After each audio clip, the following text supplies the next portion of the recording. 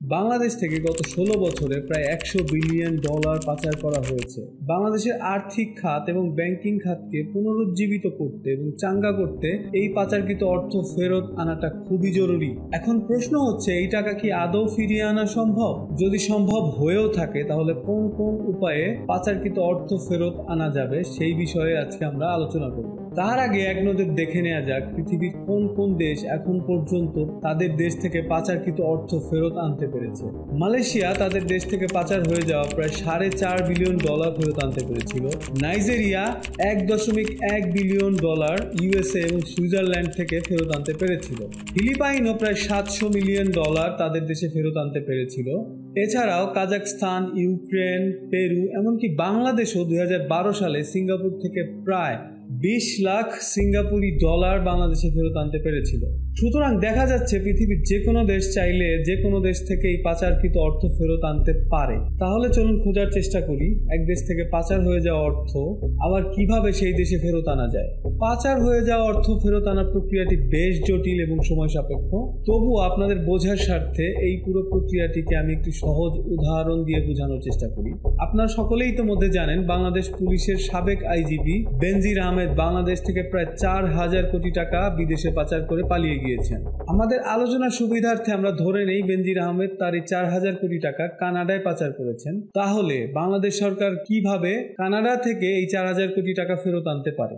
বেনজির আহমেদ কর্তৃক পাচারকৃত অর্থ ফেরত আনার উদ্দেশ্যে প্রথমেই বাংলাদেশ সরকার যেটা করবে সেটা হচ্ছে বাংলাদেশের মধ্যে বেনজির আহমেদের যত স্থাবর অস্থাবর সম্পদ রয়েছে এবং ব্যাংক অ্যাকাউন্ট রয়েছে সেগুলোকে জব্দ করা এবং বাজেয়াপ্ত করার মাধ্যমে সরকারি নিয়ন্ত্রণে নেওয়া। এরপরেই বাংলাদেশ সরকার বেনজির আহমেদের নামে বাংলাদেশের আদালতে মানি লন্ডারিং এবং অর্থ পাচারের মামলা দায়ের করবে এবং সেই মামলায় তথ্য প্রমাণের ভিত্তিতে বেনজির আহমেদকে দোষী সাব্যস্ত করতে হবে এবং তথ্য প্রমাণের ভিত্তিতে বেনজির আহমেদের বিরুদ্ধে আনীত মানি লন্ডারিং এবং অর্থ পাচারের অভিযোগ প্রমাণ করতে হবে। বেনজির আহমেদের বিরুদ্ধে আনীত অভিযোগ যদি প্রমাণ হয় তাহলে আদালত রায় দিবে এবং সেই রায় নিয়ে বাংলাদেশ সরকার কানাডার সরকারের সাথে যোগাযোগ করে কানাডার একটি আদালতে পুনরায় মামলা করবে এবং সেই আদালতেও সেই একইভাবে বেনজির আহমেদের বিরুদ্ধে আনীত অভিযোগ তথ্য প্রমাণের ভিত্তিতে প্রমাণ করতে হবে এবং কানাডার আদালত যদি রায় দেয় যে বেনজির আহমেদ অবৈধ উপায়ে বাংলাদেশ থেকে অর্থ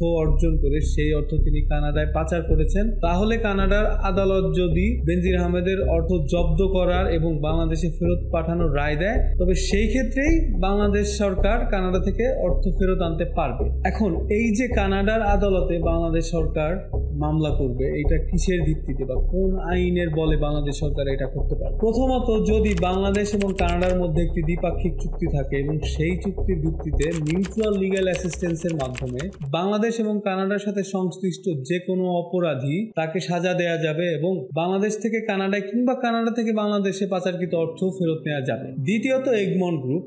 এগমন্ট গ্রুপ হচ্ছে বিশ্বের বিভিন্ন রাষ্ট্রের আর্থিক খাতের গোয়েন্দাদের একটি আন্তর্জাতিক সংগঠন। যে সকল রাষ্ট্র এই এগমন্ট গ্রুপের সদস্য, সেই সকল রাষ্ট্রের আর্থিক খাতের গোয়েন্দারা নিজেদের মধ্যে তথ্য আদান প্রদানের মাধ্যমে এই সদস্য রাষ্ট্রগুলোর মধ্যে সংঘটিত মানি লন্ডারিং কিংবা অর্থ পাচার সংক্রান্ত যে কোনো অপরাধের অপরাধীকে ধরতে এবং তাকে সাজা দিতে সহায়তা করে থাকে। বাংলাদেশও এগমন্ট গ্রুপের সদস্য হওয়ায় এগমন্ট গ্রুপের অন্যান্য সদস্য রাষ্ট্রে বাংলাদেশের কোনো ব্যক্তি যদি অর্থ পাচার করে থাকে, তাহলে বাংলাদেশের ফিনান্সিয়াল ইন্টেলিজেন্স ইউনিট BFIU সেই সকল দেশের ফিনান্সিয়াল ইন্টেলিজেন্স ইউনিটের সাথে যোগাযোগের মাধ্যমে এই পাচারকৃত অর্থ ফেরত আনার ব্যাপারে বলিষ্ঠ ভূমিকা রাখতে পারে।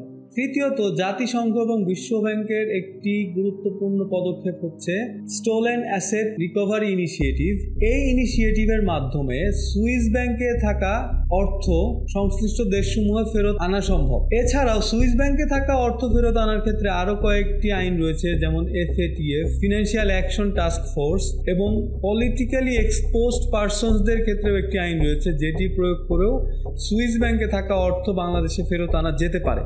চতুর্থত, ইউনাইটেড নেশনস বা জাতিসংঘের কিছু কনভেনশন রয়েছে, যে সকল কনভেনশনের মাধ্যমে পাচারকৃত অর্থ ফেরত আনার সুযোগ রয়েছে, যেমন United Nations convention against crime এবং United Nations office of drugs and crimes. এই দুটি কনভেনশনের মাধ্যমেও পাচারকৃত অর্থ ফেরত আনার ব্যাপারে কার্যকরী পদক্ষেপ নেওয়া যেতে পারে। এই আইনি প্রক্রিয়া সহজ মনে হলেও এর বেশ কিছু চ্যালেঞ্জ রয়েছে। সবচেয়ে বড় যে চ্যালেঞ্জটি রয়েছে সেটি হচ্ছে বাংলাদেশ থেকে যে সকল দেশে টাকা পাচার করে নিয়ে যাওয়া হয়েছে সেই সকল দেশের সরকারের আন্তরিকতা এবং সদিচ্ছা। বিশেষ করে ক্যারিবিয়ান অঞ্চলে ট্যাক্স হেভেন খ্যাত বেশ কিছু দ্বীপ রাষ্ট্র রয়েছে, যেমন British virgin island, Costa Rica, Panama ইত্যাদি দেশে বিনিয়োগ করলে সেই দেশের সরকারকে ট্যাক্স দিতে হয় না। এবং এই সকল দেশে যে পরিমাণ টাকা পাচার করা হয়েছে সেই পরিমাণ টাকা আসলে ফেরত পাওয়ার ক্ষেত্রে ওই সকল দেশের সরকারের সহযোগিতা পাওয়ার সম্ভাবনা খুবই কম। সেক্ষেত্রে মোটামুটি বলা যায় এই সকল দেশে যে অর্থগুলো পাচার করা হয়েছে সেই অর্থগুলো ফেরত আনা প্রায় অনিশ্চিত। 2 নম্বর চ্যালেঞ্জটি হলো, যখন মানি লন্ডারিং এর মাধ্যমে টাকা পাচার করা হয় তখন মানি লন্ডারিং এর একটি ধাপ স্ট্রাকচারিং এর মাধ্যমে টাকাগুলোকে হাত বদল করতে করতে এমন ভাবে টাকাগুলোকে পাচার করা হয় যাতে টাকাগুলোর আসল মালিক বা বেনিফিশিয়ারির ট্রেস পাওয়া যায় না। ফলে কোনো দেশে যখন কোনো নির্দিষ্ট ব্যক্তির বিরুদ্ধে মানি লন্ডারিং বা অর্থ পাচারের মামলা করা হয় সেই ব্যক্তিকে দোষী সাব্যস্ত করা অনেক বেশি কঠিন হয়ে পড়ে। 3 নম্বর চ্যালেঞ্জ হচ্ছে, বাংলাদেশের মতো ছোট বা দুর্বল রাষ্ট্রগুলোর পররাষ্ট্রনীতি বেশ দুর্বল হয়ে থাকে। পররাষ্ট্রনীতির এই দুর্বলতার কারণে পররাষ্ট্র মন্ত্রণালয়গুলো বলিষ্ঠ ভূমিকা পালন করতে পারে না। ফলে পাচার হয়ে যাওয়া অর্থ ফেরত আনা অনেকাংশেই কঠিন হয়ে পড়ে। পাচার হয়ে যাওয়া টাকা ফেরত আনার ক্ষেত্রে বেশ কিছু চ্যালেঞ্জ থাকলেও বাংলাদেশের ক্ষেত্রে বেশ কিছু সুবিধা রয়েছে।